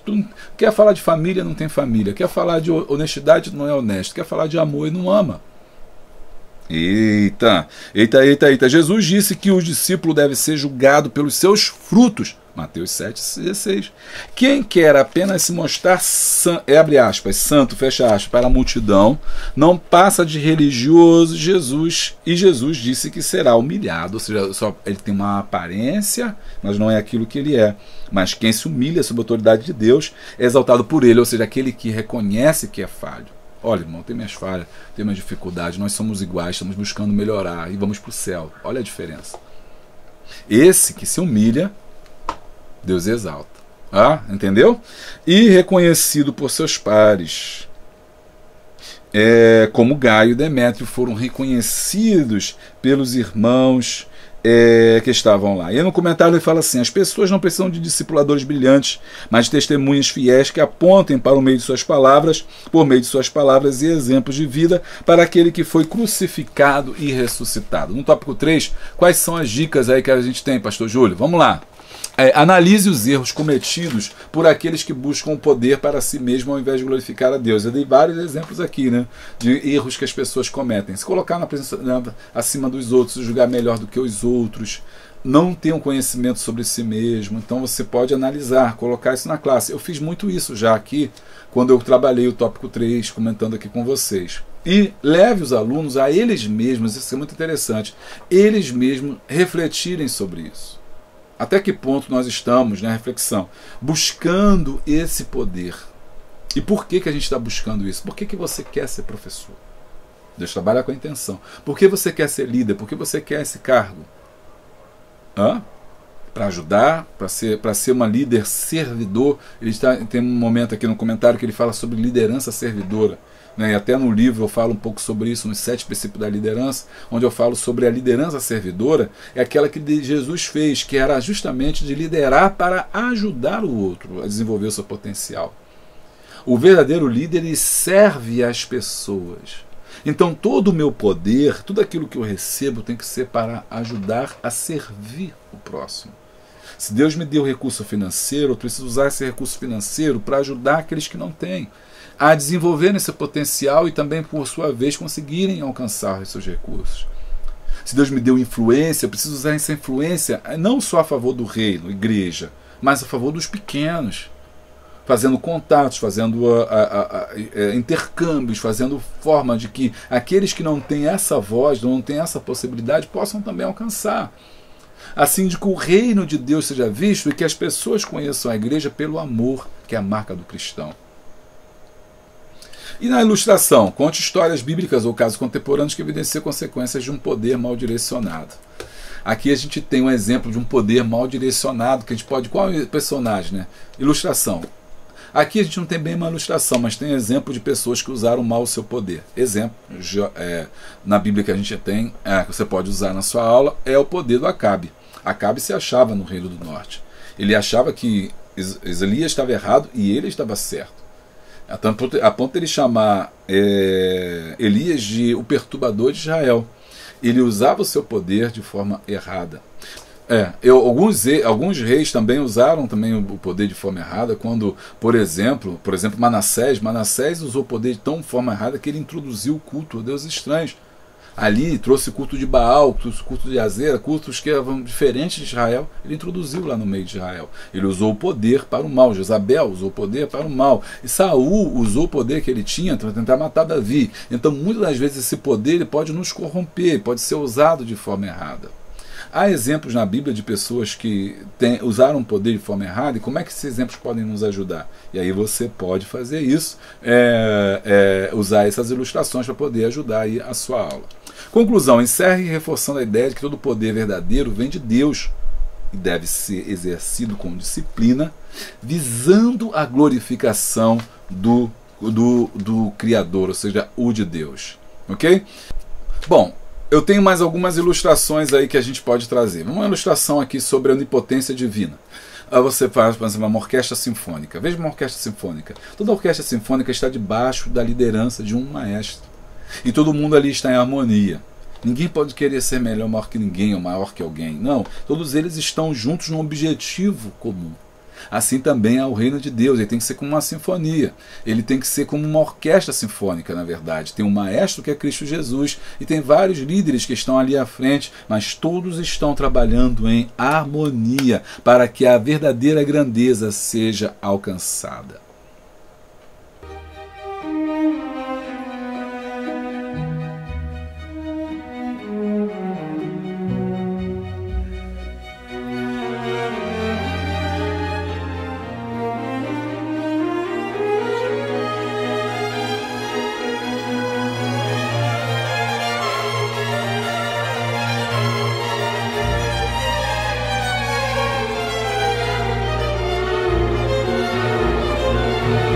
E se você está gostando do vídeo, faz um pix para mim aí, eu estou sentindo falta, você pode fazer, ajudar o canal, me ajudar a levar o Boa Semente, faz um pix para mim. Conclusão: um cristão autêntico jamais será bem sucedido biblicamente por seus próprios méritos. Ao contrário, se tornará egoísta e insensível, porque o coração do homem é desesperadamente corrupto, ou seja, o homem é mau. A gente tem que partir do pressuposto que sempre, isso é a ética cristã, né? Uma das disciplinas da disciplina chamada ética cristã, a gente aprende que o homem é mau. Eu sou mau. Você é mau. O homem é mau porque dentro dele jaz o pecado. Então isso é uma característica humana e nós temos que lutar cada dia mais contra isso. Então, olha só.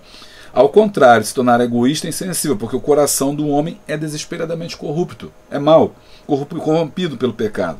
O verdadeiro e legítimo reconhecimento que um cristão que está ou não em algum cargo ou função de liderança, pode e deve buscar estar em conhecer o Deus Todo-Poderoso, revelado em Jesus e expresso na divindade da santidade. Bem, eu vou ficando por aqui, não se esqueça, inscreva no nosso canal, deixa o like, dá o glória, clica no sininho em todas as atualizações assim. Sempre tiver uma coisa nova, você vai ser avisado. Beijo grande, abraço forte e a paz!